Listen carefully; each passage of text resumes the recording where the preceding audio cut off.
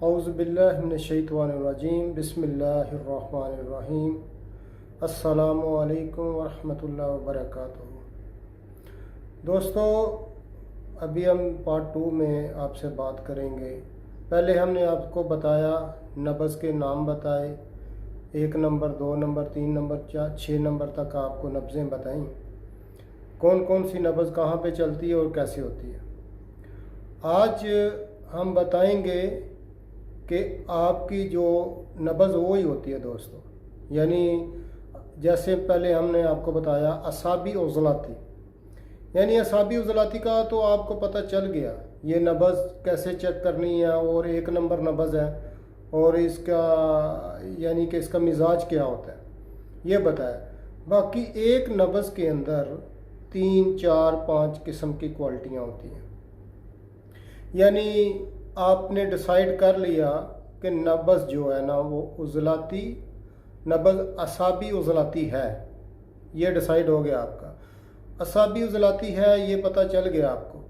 अभी आपने देखना है अगर ये असाबी उज़लाती नब्ज़ है तो इसके अंदर यानी क्या क्या खामियां हो सकती हैं।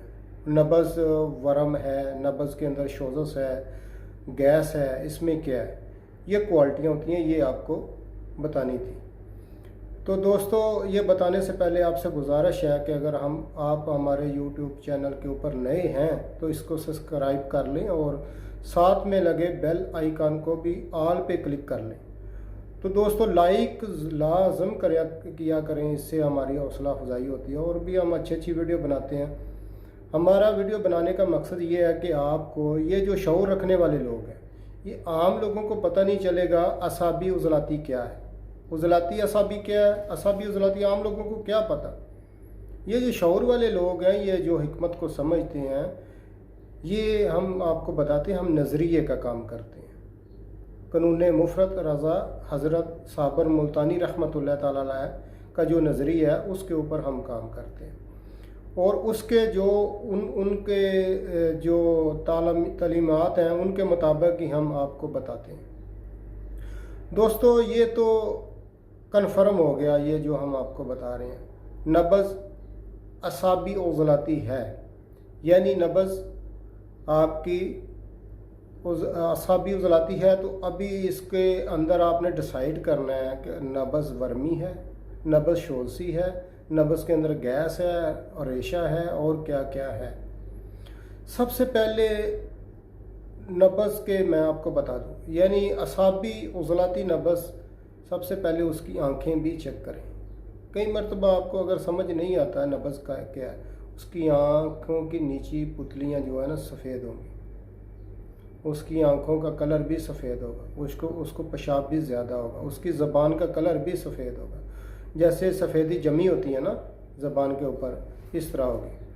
और ऐसे आप अगर नब्ज़ के ऊपर हाथ रखेंगे ना, उसकी ऐसे नब्ज़ के ऊपर हाथ रखेंगे, नब्ज़ सुस्त होगी।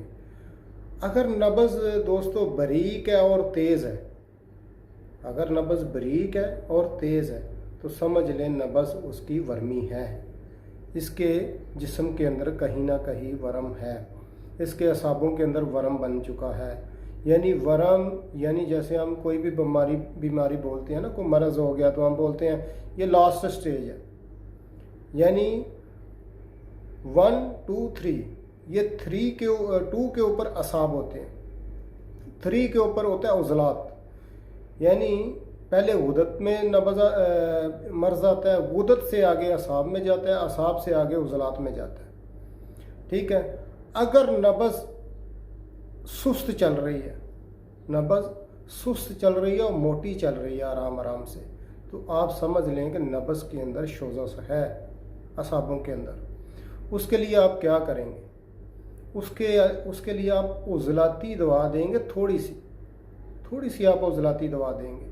उसका इलाज उज़लाती में नहीं है, हल्का सा उज़लाती दवाई देंगे आप, तो क्या होगा, असाब तहलील की तरफ चले जाएंगे, क्योंकि असाब तस्कीन में चले जाते हैं, दिल तस्कीन में होता है, असाब जो है उनके अंदर सुकेड़ पैदा होने लगता है। सुकेड़, जब सुकेड़ पैदा होता है तो आप सर में हाथ रखेंगे तो सर आपको गर्म लगेगा, सर में गर्मी होगी। तो इसलिए आप हल्का सा उज़लात दें ताकि असाब जो है تسکین میں نہیں تحلیل کی طرف چلے جائیں، کیونکہ دل سکون میں ہوتا ہے تو اعصاب جو ہے وہ ان میں تسکین آ جاتا ہے، اس کی وجہ سے وہ ادھر ہی سکیڑ پیدا ہوتا ہے، حرکات زیادہ ہوتی ہیں تو وہ گرم ہو جاتا ہے، ٹھیک ہے۔ تو اس کا اعصابی نبض کا اصل علاج آپ کریں گے عضلاتی غدی میں۔ اگر اس کا علاج کرنا ہے نا، ایک سٹیپ چھوڑ کے کرنا ہے۔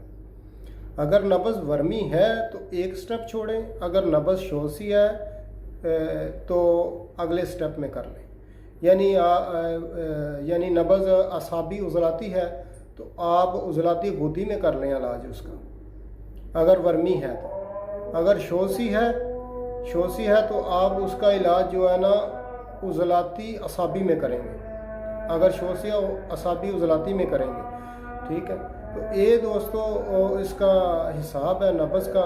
آگے ہم بتائیں گے آپ کو کہ اگر عضلاتی اعصابی ہے تو اس کا غدی عضلاتی میں نہ کریں، اس کا غدی اعصابی میں علاج کر لیں، غدی اعصابی میں علاج کر لیں اس کا 4 نمبر میں، کیونکہ 2 نمبر نبض ہے۔ اگر ورمی ہے تو 4 نمبر میں علاج کریں، اگر شوسی ہے تو 3 نمبر میں علاج کریں۔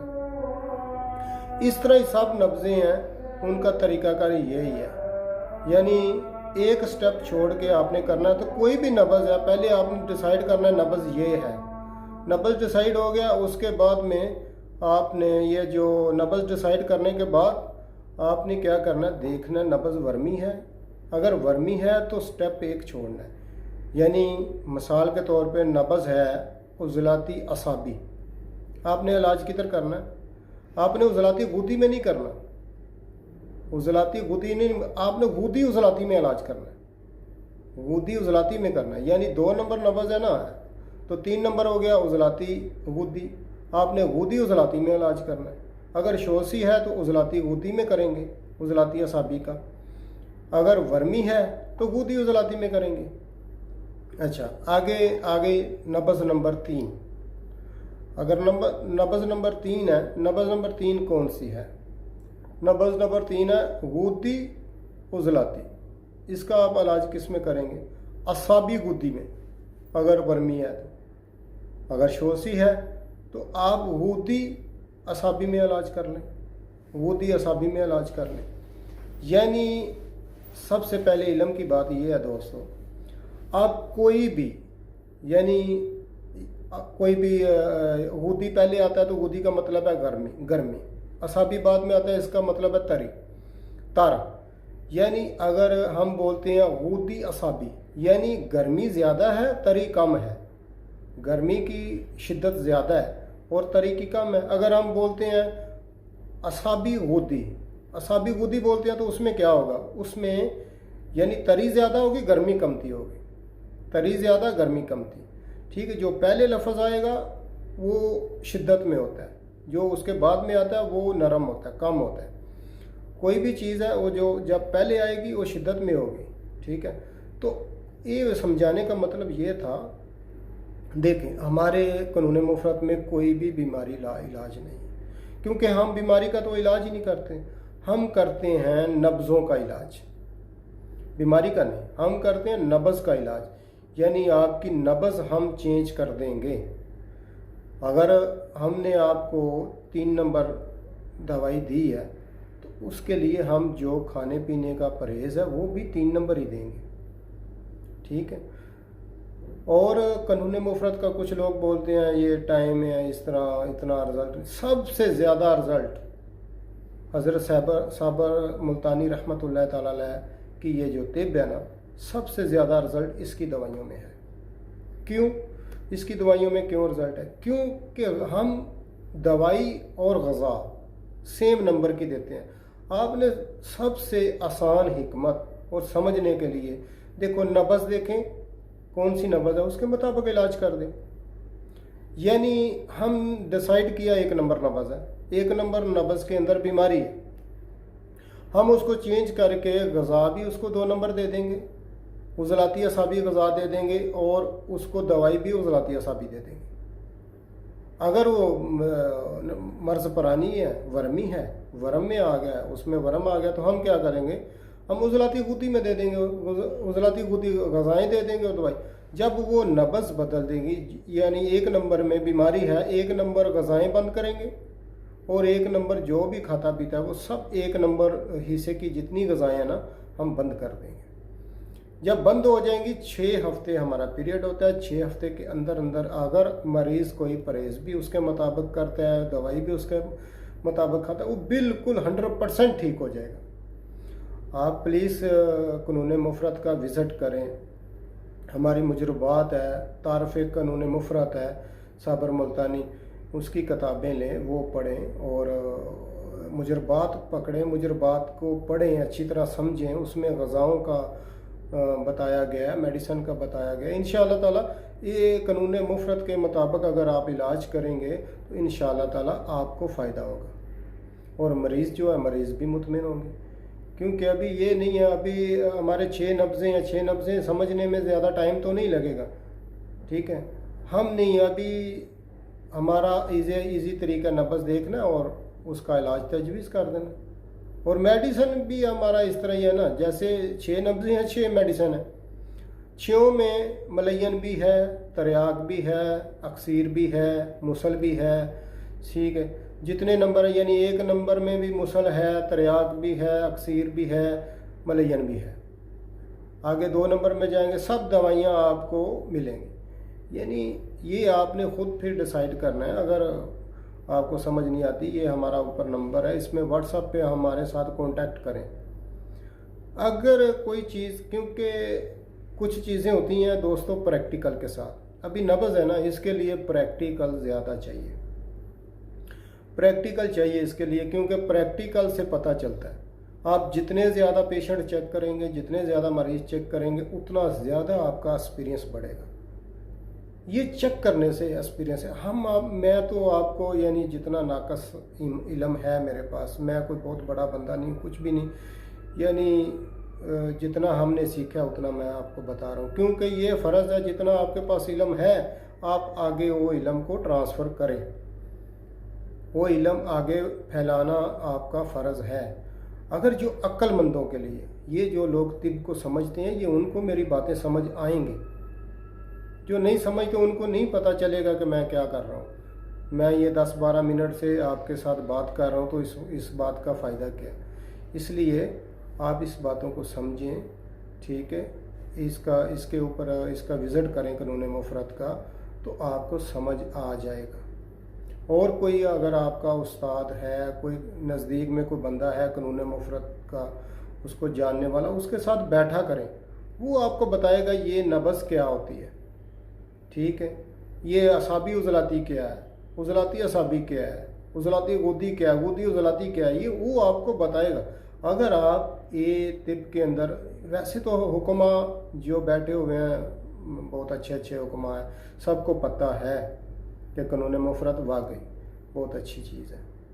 और बहुत सारे आदमी जो हकीम है ना, वो यही अभी कर रहे हैं, उनके पास जो डिप्लोमे हैं वो तिब यूनानी के हैं, काम ये कर रहे हैं इसी से, क्योंकि इसमें रिज़ल्ट है, ये आसान है, इसमें फ़ायदा है, रिज़ल्ट ज़्यादा है, लोग ठीक जल्दी हो जाते हैं। इलाज हर मर्ज़ का है, नब्ज़ का इलाज सबसे इजी इलाज है, ठीक है दोस्तों।